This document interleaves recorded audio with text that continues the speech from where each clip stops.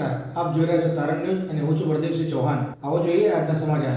લોકગાયક પિંકલ મીરે દિલવાડા પ્રાથમિક શાળાના 160 જેટલા બાળકોને ભોજન પીરસ્યું।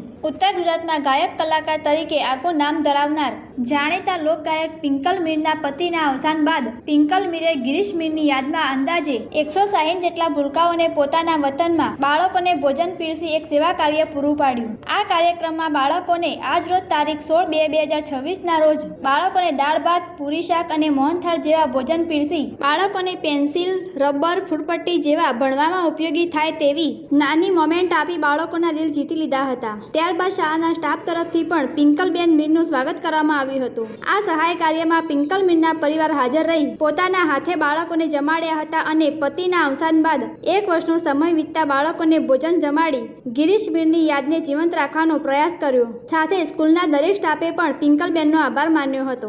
રિપોર્ટર કાળુ મીર સાથે તારણ ન્યૂઝ। આજે જે તમે છોકરાઓને સ્કૂલની અંદર ભોજન આપ્યું, તમને કેવું લાગે છે? સારું લાગે। એક મારા ગિરીશભાઈ મીર જે મારા મિસ્ટર હતા, એમની પૂર્ણતિથિ નિમિત્તે મારા ઈચ્છા હતી મનને કે છોકરાઓને જમાડું, તો આજે એમના તરફથી બધા છોકરાઓને જમાડ્યું અને પેન્શનનું વિતરણ કર્યું। બહુ સારું લાગ્યું, બહુ આનંદ થયો। બધાનો ખૂબ ખૂબ આભાર માનું।